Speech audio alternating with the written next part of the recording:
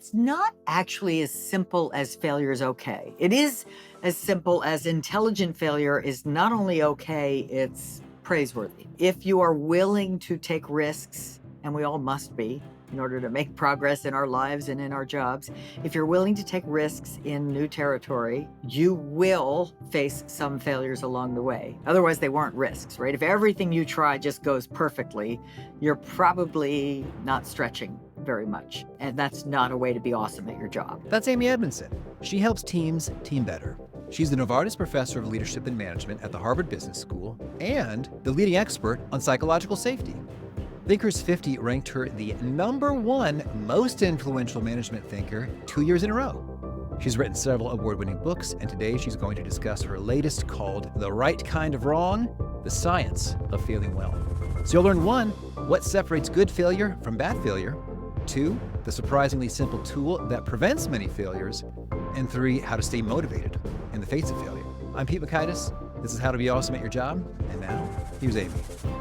Amy, welcome back.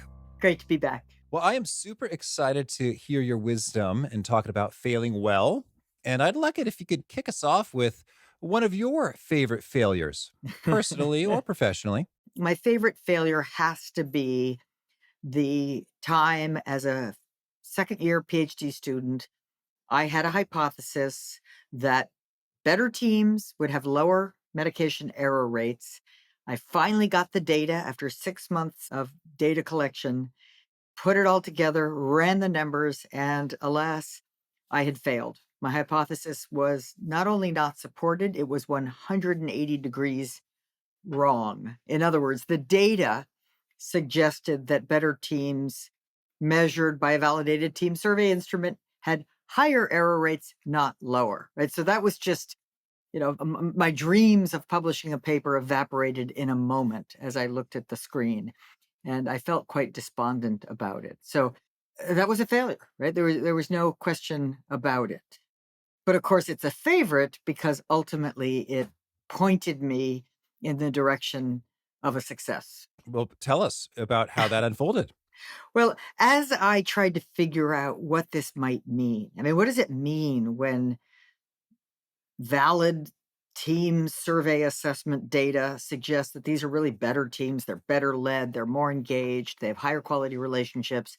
What does it mean when those kinds of teams appear to have higher error rates than their counterparts? And it suddenly occurred to me, in what I later thought of as a blinding flash of the obvious, that maybe the better teams aren't making more mistakes.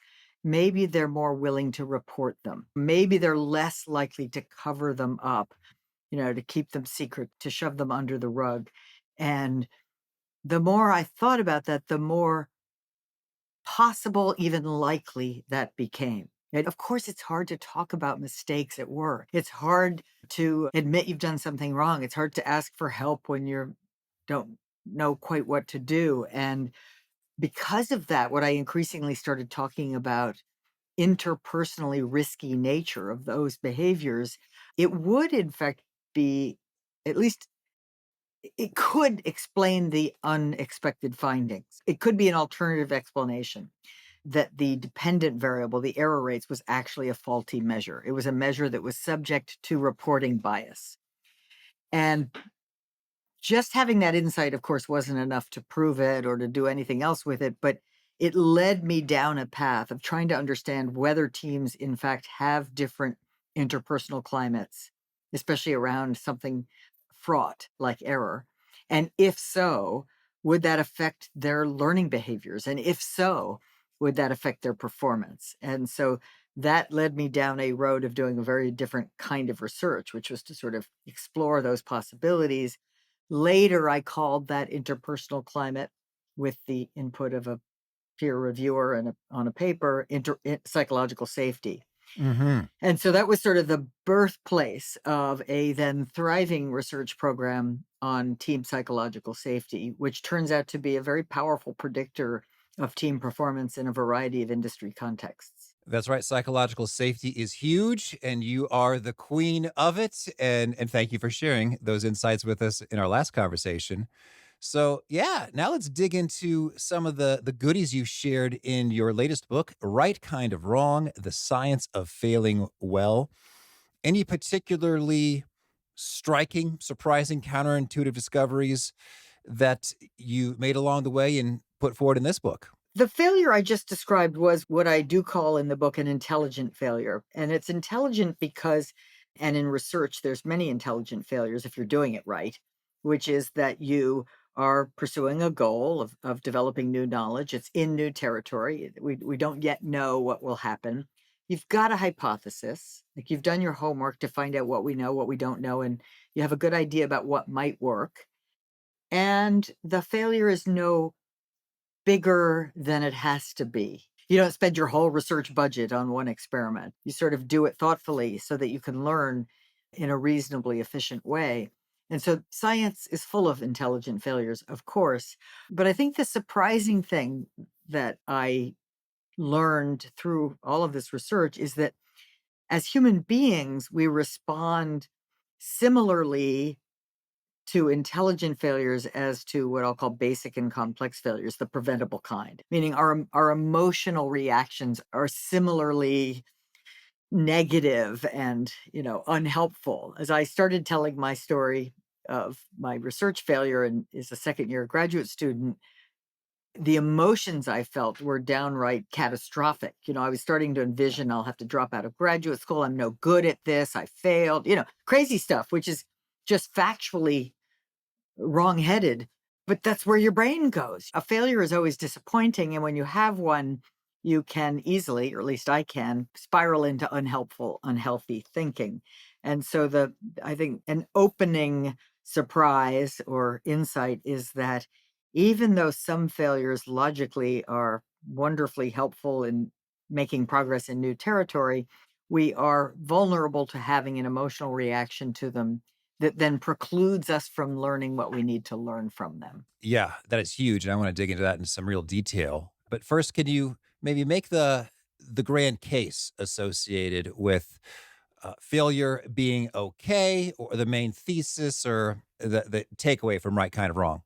Yeah, so it's not actually as simple as failure is okay. It is as simple as intelligent failure is not only okay, it's praiseworthy. If you are willing to take risks, and we all must be in order to make progress in our lives and in our jobs, if you're willing to take risks in new territory, you will face some failures along the way. Otherwise, they weren't risks, right? If everything you try just goes perfectly, you're probably not stretching very much. And that's not a way to be awesome at your job. So those are the kinds, the intelligent failures in new territory are indeed the kinds we've got to sort of develop the muscles to welcome them and be, not only not despondent about them, but actually genuinely delighted by the opportunity to learn and sometimes pivot. But it is equally a book about pulling together what we know about the best practices for preventing preventable failures. One kind of failure I identify as a basic failure, which has a single cause, usually human error, or deviation from the process or protocol or recipe, and those are theoretically and practically preventable. And so, for instance, in a new job, if you are looking around and you're not quite sure what to do, and you don't feel comfortable asking someone, and then you do it wrong and it leads to a failure, that's a basic failure. And those we aren't so excited about. It's a book about failure, but it's really a book about success because the idea is let's do everything we can to execute well in known territory and to explore well in new territory. Well said. Well said. Well, let's continue this typology or categorization here. We got the basic failure, a deviation from the recipe. And my wife and I, we joke about this all the time. She's like, whenever I cook something, and she said, "Wow, that was great. What'd you do?" And I said, "I did exactly what the recipe told me to do," because I have learned from many, many basic failures that whenever I think I know better, or this is no big deal, how about I do this little twist? It almost always ends poorly unless Sure enough, I've done the recipe many times, and I thought, Yeah, okay, I know how this works. I'm going to put a right, little extra of this in there because right. I know that I like this, Yep, and it usually works out okay in those yep. circumstances. So I like the word You bet, recipe right because you've there. become expert in it, and then you're in a good position to, experiment. All right, so we got our basic failures, and then what else? Complex failures. So complex failures are quite simply the perfect storms that bother us and show up in our lives and in our organizations. They are the failures that are caused by a handful of factors coming together in just the wrong way, any one of which on its own would not lead to a failure. But the fact of their coming together, let's say you accidentally set your alarm clock for PM rather than AM. I've done that. So you wake up a little late, but you still can get to that important meeting on time, but not if you also hadn't realized your gas tank was hovering on empty and there was a, tractor trailer accident on the highway. Five little things happen, none of which on their own would have led you to be late for this important meeting, but they all came together to lead to this complex failure. Our lives are complex, our world is complex, so complex failures are kind of on the rise, which is depressing. But I think the silver lining of complex failures is that all you really have to do is catch and correct one of the things. Now, some of them are external. There was nothing you could have done about the tractor trailer, except, if it was a really important meeting, you leave a lot of buffer in there. So then you would have taken extra care to have set the alarm accurately. So the bad news about them is that they're sort of everywhere and they can just happen when we're not really, at our very best. The good news is when we're vigilant, we can catch and correct. And if you sort of catch and correct any one of the factors, you usually can dodge the failure. Okay, and talking about the emotional piece, those are the situations, when you can feel it progressively melting down that just drive me bonkers. Yeah, likewise. You sort of see it in slow motion heading your way, and maybe it's too late to change it, but maybe there's still time. Or at least you can put in a plan B. You can make that phone call and explain and maybe Mhm. reschedule. All right, and we have additional categories? Nope, just the 3: intelligent, basic, and complex, and there's a bright red line drawn between intelligent and the other 2 because the intelligent ones are the ones that we need to have more of, we need to welcome, we need to just, force ourselves to like them, and the other 2, we need to kind of sit up straight, pay attention, and try to prevent as many as possible. All right, well, I was gonna ask, sit up straight, pay attention. That doesn't sound hard. No, that doesn't sound, yeah, that's not complete, is it?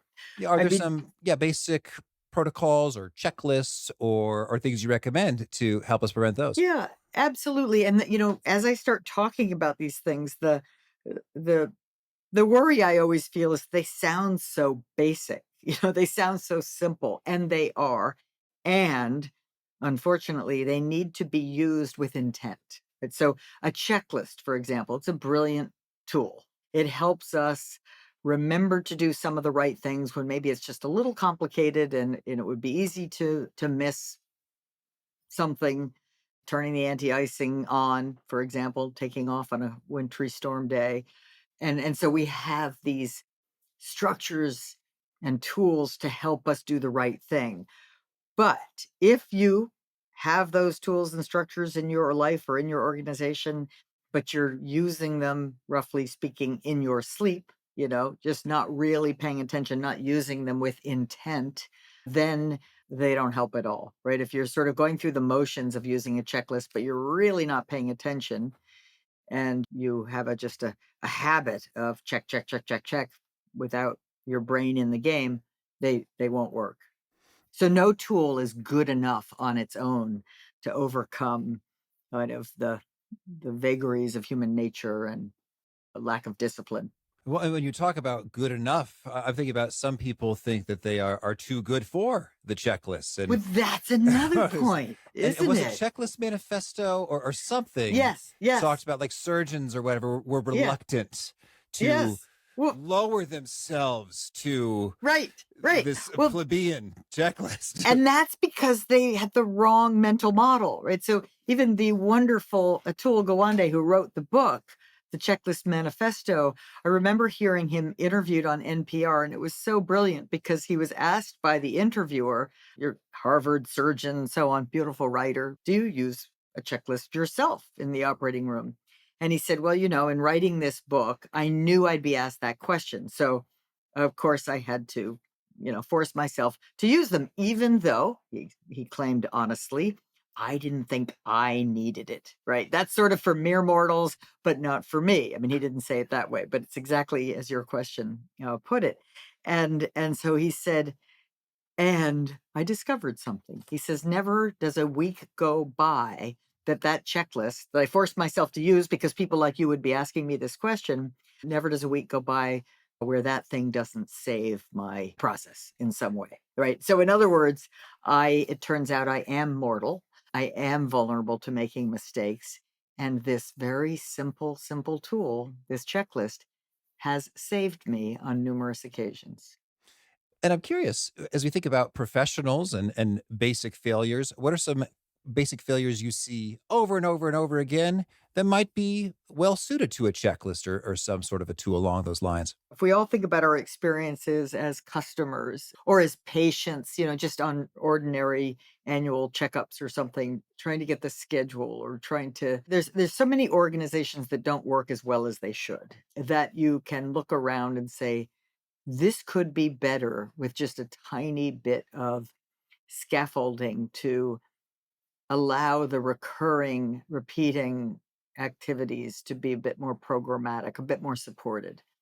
And I know that's very abstract, right? But no, I think that's a huge tool right there in terms of, it's funny when we instituted this, when I'm making courses, I have someone, his name is Ian, shout out to Ian, and we've given him the title of neutral ambassador of learning.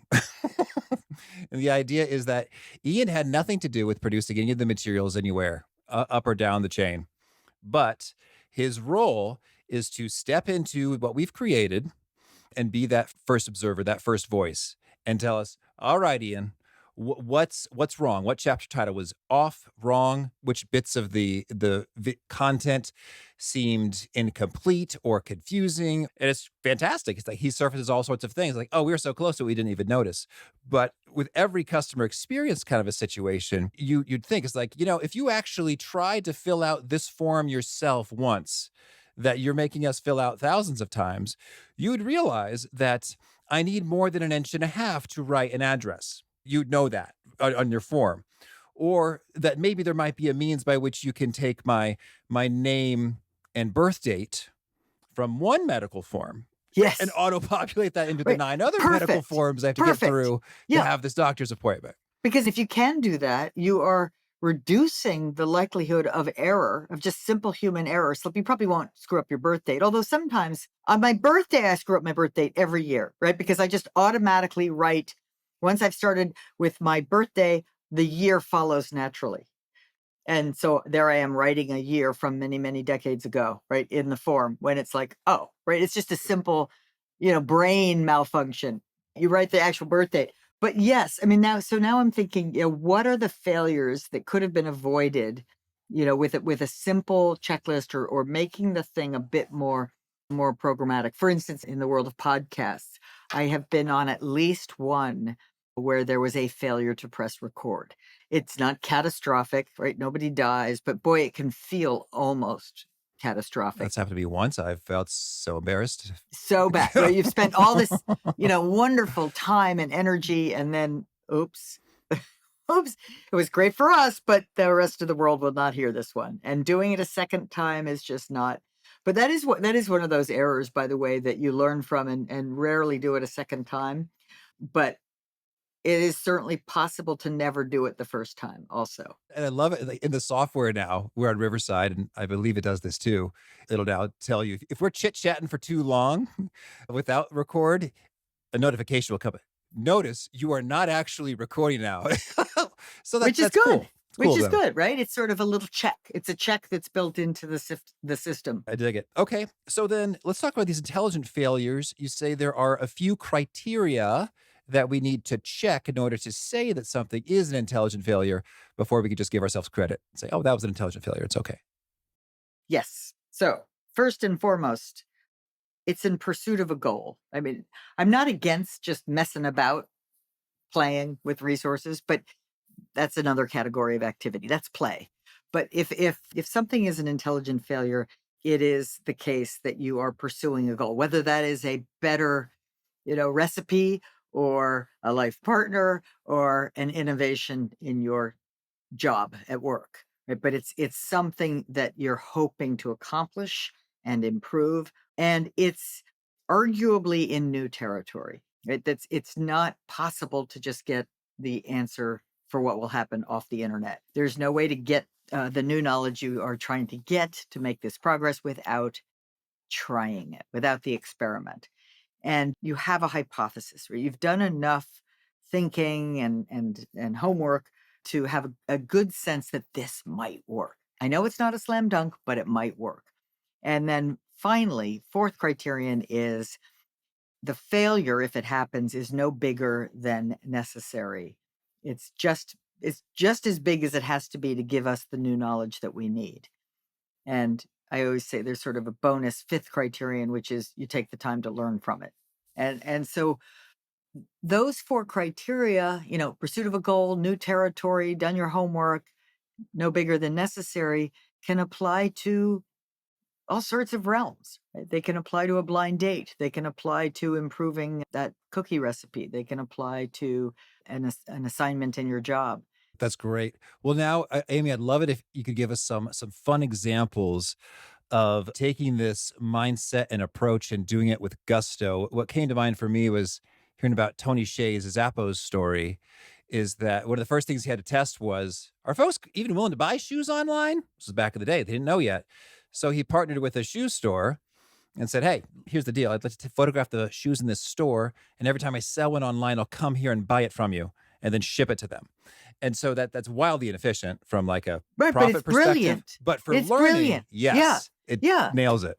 Because imagine, I mean, compare that little experiment, Mhm. expensive experiment, but compare that to setting up a whole warehouse and filling it with shoes of all sizes and then sort of waiting and hoping. I mean, since we don't know if customers will buy them online in the first place, what if they don't? Well, we have just spent tens of thousands of dollars filling up our little warehouse here with shoes, and it failed. That's not so good. Whereas with him, if it had failed, then all he would have lost was a little bit of his time, and maybe he would have disappointed this nice shoe store, but no harm done, really, right?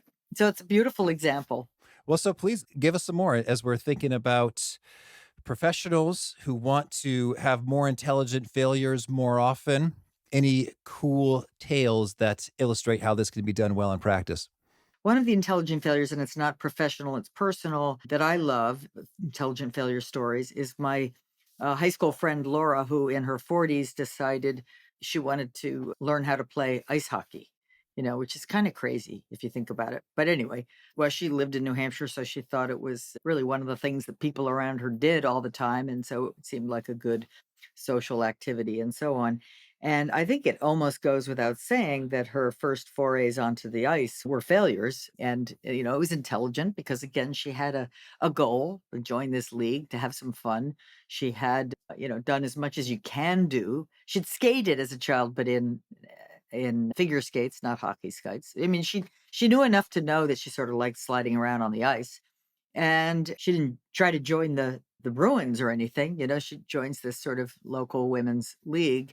And certainly those first few weeks would not have made her a very valuable team member, but she got better and really fell in love with the sport, and it remained an important part of her life now. So that's where someone is, willing to take the risk of doing something new that might not go well. It's not new territory for the world, but it was certainly new territory for her in her life. I suppose in business, you bring up Tony and Zappos, but earlier than that, Amazon. Obviously, buying books online is not as challenging as selling shoes online, but really, would enough people go? Could you make it? Could you make a company work out of that? And Of course, we later understand that the Jeff Bezos had much bigger dreams in mind, but he didn't start with, okay, I'm going to become the retailer of everything and assume that's going to work. He started with,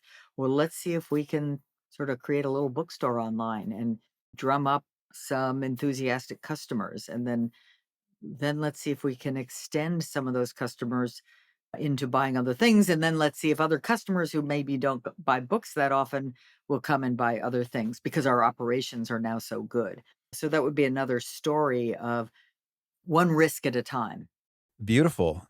And then let's talk about this emotional piece. When we hit a failure, we can think, I'm no good at this. And we have an emotional reaction that prevents us from doing the learning, doing the persisting, doing the optimal response that keeps us moving forward. Boy, in the heat of battle, Amy, how do we address this stuff?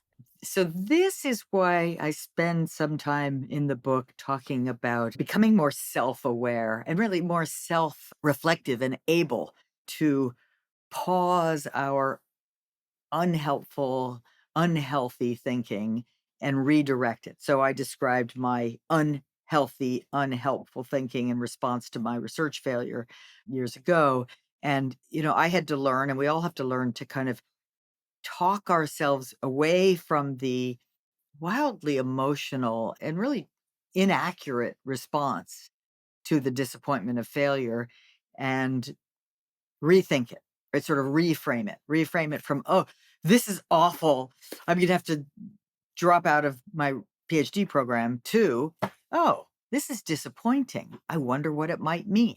Right? Now that's a shift, right? It's a major cognitive shift, but it's not unheard of, right? It doesn't seem impossible to our listeners, I imagine, that you can practice and then learn to catch yourself and correct your exaggerated thinking and turn it into more scientific thinking with that brings cooler, uh, more logical thoughts that also cool the hot emotions. Okay, could you give us an example of that in practice? Well, I guess an example in practice is I'm going to go back to this really important meeting. Maybe it's a job interview, and I experienced that little complex failure, and I'm really unprofessionally late. I show up late. In fact, I show up so late that they've moved on to the next candidate. And my sort of human being's response might be,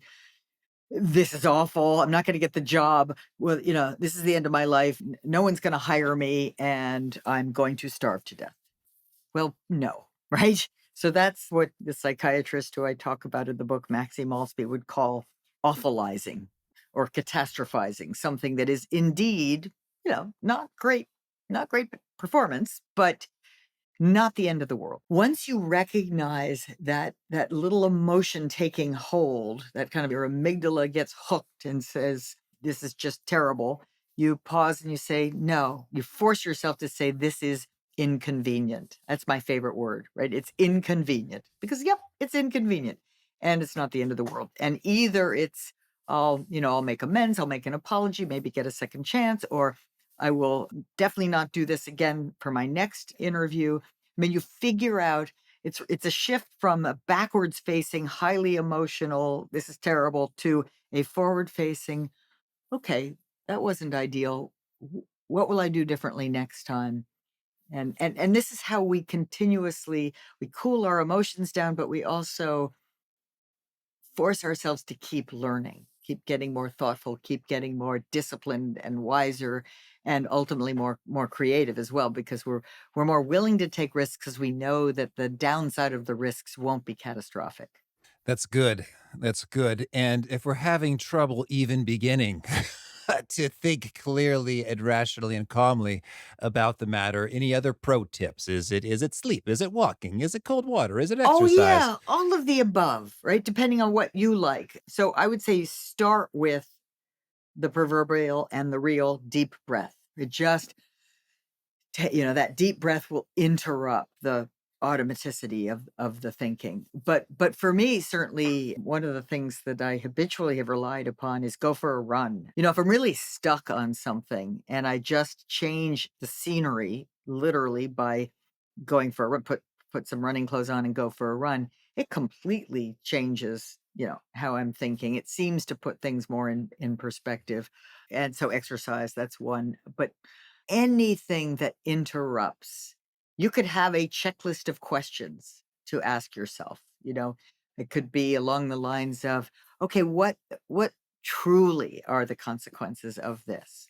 And what did I learn? And why is this now something that I'm able to put to use going forward? Lovely. Well, Amy, tell me anything else you want to make sure to mention before we shift gears and hear about some of your favorite things. So we've just been talking about sort of self-awareness, self-reflection, self-discipline. Another key domain is context awareness. I mean, be more mindful and thoughtful when you're in a dangerous context. I know that's obvious, but it's truly violated all the time. People don't put their, safety equipment on when they should have, or they text and drive. So develop a habit of thinking quickly and clearly about the context. What are the stakes here? What are the risks? Financial, reputational, safety, and what's the uncertainty, and act accordingly. Have lots of fun experimenting when the stakes are low. Be very, very thoughtful and vigilant when the stakes are high. All righty. Now, could you share a favorite quote, something you find inspiring?